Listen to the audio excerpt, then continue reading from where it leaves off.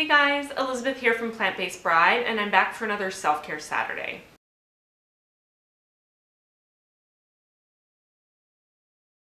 Today we're going to be talking about exercise and how it impacts your mental health. So we all know that exercise is good for our physical health, but is it good for our mental health? Science says yes, and there are lots of ways that exercise can help with your mental health. Exercise improves sleep, increases your interest in sex, increases your endurance and your ability to deal with stress, improves your mood, energy, and stamina, reduces tiredness, can act as a distraction, and can help with an overall sense of well-being. Exercise and depression. Studies have shown that exercise can treat mild depression as effectively as an antidepressant, without the side effects, of course. Scientists have found that regular exercise can relieve depression symptoms and can also help patients from relapsing. Some of the ways that exercise can help fight depression are that it promotes lots of positive changes in your brain, including neural growth, reducing inflammation, and promoting feelings of calm and well-being. It also, of course, releases endorphins, which can help to make you feel good. It can also act as a part of your life where you can have goals and meet them and build a sense of self-esteem and competency. Exercise and anxiety. Exercise is incredibly effective at reducing symptoms of anxiety. It's very good at reducing stress and acting as a way to manage stress. It relieves tension and boosts energy, both physical and mental. And again, those endorphins really help with managing anxiety. Many who struggle with anxiety on a daily basis find that a regular exercise routine can act almost as a meditation, a way for them to focus in on something and drown out all of the worries and negative self-talk that can go around and round in those who suffer from anxiety by focusing in on specific exercises, on which muscles are working, and on achieving a goal or setting a new personal best. Exercise and ADHD. Exercise is great in managing ADHD as it helps in increasing concentration, motivation, memory, and mood. Physical exercise has the immediate reaction of stimulating dopamine, serotonin, and norepinephrine, all of which affect your ability to focus and pay attention. In this way, many scientists correlate exercise with ADHD medications like Ritalin and Adderall, that they work in a very similar way in their ability to focus your mind. Exercise and PTSD. Scientists have found that symptoms of PTSD may be relieved by regular exercise, especially when those who are exercising are doing so with intention, while they're in the moment and focusing on the actions that they're taking. Other ways that physical activity and exercise can help boost your mental health are that exercise improves your memory and ability to think critically because of the endorphins, and also because exercise stimulates the growth of new brain cells. Exercise can also improve your self-esteem, not only because of end results, but because of the act itself. It can make you feel like you're accomplishing something, or make you feel strong and powerful and capable, which can be feelings that are hard to come by when you're struggling with your mental health. Exercise also really helps with sleep, which can be something that can plague you when you are struggling with your mental health. Especially exercise first thing in the morning can really help to regulate your circadian rhythm, which is something I talked about in the second episode of Self-Care Saturday, which is about how to get a better sleep. I'll link it here for you if you're interested. But that first thing in the morning exercise can help set you up for the proper energy rise and fall throughout the day. It can keep you more energized during the middle of the day and help you to come slowly down to a natural lull in the evening so that it's easier to fall asleep. And for anyone who deals with anxiety and depression, you may find bedtime to be the hardest time of the day when your mind is moving through all of these worries and negative self-talk and all of the other things that you can get, those negative cyclical thoughts that can be hard to get rid of. But if you are able to manage your circadian rhythm, it will help you to be so tired at that point that you're going to sleep that it will become easier to turn those thoughts off and get a good night's sleep, which will so help your mental state the next day. Exercise, of course, also gives you more energy, which can be such a hard thing to come by, especially if you're dealing with depression. As someone who has dealt with depression for a while now, I know that it completely zaps my energy and my motivation to do anything. And I know that when I exercise, it gives me that energy to want to tackle everything I have to get done that day, which is just so necessary to continue on with a normal life. Exercise is also a great way to cope with any negative emotions. It's a much healthier way to deal with and relieve stress than other common coping mechanisms like smoking or drinking. So a common question that I have thought about, and I know other people have wondered about, is how often do you really have to exercise to reap the benefits for your mental health? Is this something you have to do every single day? Because if it is, I don't know if I can do it. And I totally get you coming from that place of anxiety and depression and just living a busy life. I don't have the motivation. I don't have that go-get-em attitude to work out every single day of my life, especially not if that means waking up extra early in the morning as a non-morning person. So how often do you have to exercise to reap the benefits? Well, science has good news for those of us who are not particularly motivated to exercise. The general consensus is that about 30 minutes of moderate exercise 3 to 5 times a week, and leaning more to that 5 times a week, is enough to really reap those positive mental health benefits from exercise. You can even break that up into 3 10-minute sessions in a day or 2 15-minute sessions if that's the most that you can manage. It can be 15 minutes in the morning before you go to work and 15 minutes in the afternoon when you get home, 5 days a week, and you'll start to get all of those positive health benefits. Again, not just mental, but also physical. But it's always good to remember that every little bit helps. So if you aren't ready to do 30 minutes a day, 5 days a week, I know I'm not. You can start small, and that's what I'm going to do too. I'm going to start with trying to exercise 1 day a week. And if I manage to do that, then I'm going to increase it. And I know from personal experience that when I start to work out, I start to want to work out more because you feel good. And it's easy to lose sight of those feelings when you get out of the habit of exercising. But I promise you it is going to be so worth it, and you don't have to feel like a failure or like you're not doing enough if you only do a 15-minute workout once a week, because that's better than nothing, and it will help. It's also good to remember, especially for those of us with all or nothing or perfectionist personalities, yeah, that's me. You don't have to go all out. You don't have to pass out after a workout for it to be effective. Moderate exercise is totally fine. You don't have to be completely out of breath. You don't have to be exhausted. You can just feel, a bit winded, like you worked hard. You want to feel warm and like your heart rate is increasing, but you don't need to be incredibly sweaty and unable to talk. So let's talk a little bit more about those obstacles to exercising, because while exercise is a great way to improve your mental health, it can also seem like a huge mountain that is impossible to climb when you're struggling with your mental health. So what do you do if you're exhausted all of the time? Now we know that exercising helps to give you more energy, and that's great, but knowing that doesn't give you the energy to start. A great tip that I've tried to apply to my life in these situations is just to start. So even if I'm exhausted, even if I feel like I'm half-assing it and it's not even worth it, I will put on my workout clothes and I'll say, I'm going to do this for 5 minutes, and if I am really hating it or way too tired, I'm going to stop. And sometimes after 5 minutes, I do stop. But more often than not, I'm able to finish a 20 to 30 minute workout when I thought I couldn't even do 5 minutes at the start. So challenge yourself to 5 minutes. Set a timer on your phone and say, I will move my body for the next 5 minutes.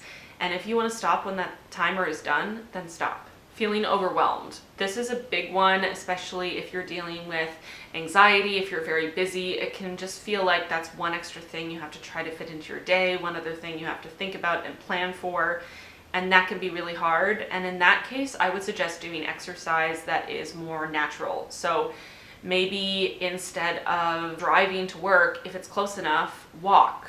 Maybe even if it's 1 day a week, try walking to work. And that way you're getting exercise, but it's in the process of doing something that you would already be doing, which is going to work. Or maybe you work in an office building and you work on the 4th floor. Maybe a couple times a week you can take the stairs up to your office instead of the elevator.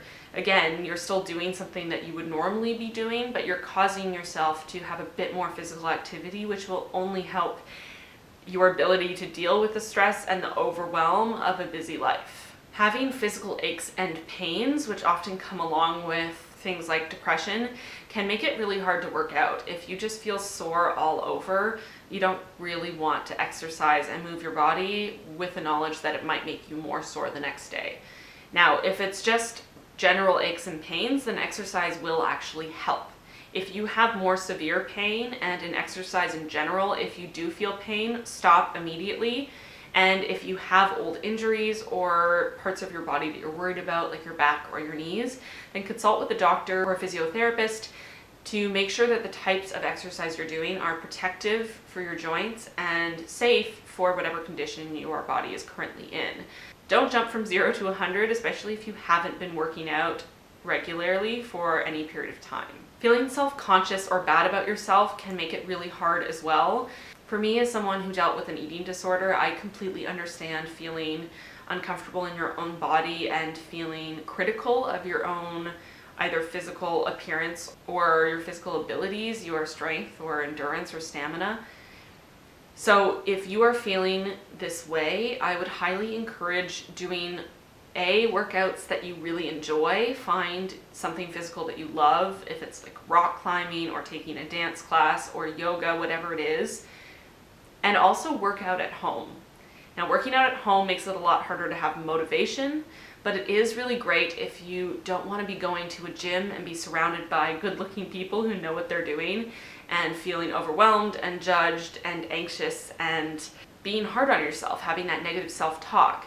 So sometimes it's great to be at home with no mirrors around, no other people around, and just look up a YouTube video. There are so many free resources out there, and do some body weight exercises for 10-15 minutes and not judge yourself for how much you can do or how strong you are, but just congratulate yourself for every small step you take. So tips for starting. We talked about some of those obstacles. My top 3 tips for starting and sticking with exercise is 1, to start small. Don't go from 0 to an hour of exercise a day because you will burn out and probably hurt yourself.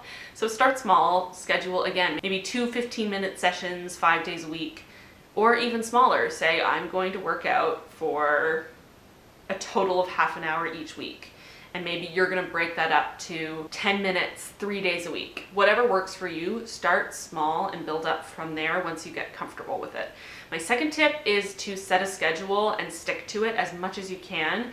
It can be hard if you have an irregular schedule, which I do, but do your best. Say, I'm going to work out every Monday, or I'm going to work out before work every day, or whatever it is. Set that schedule so that you always know when it's time to work out, and it's not an extra thing to have to think about. It's just the next thing on your schedule, and it becomes a habit as quickly as you can make it one. And my third tip is to schedule exercise for the time of day you're most energetic.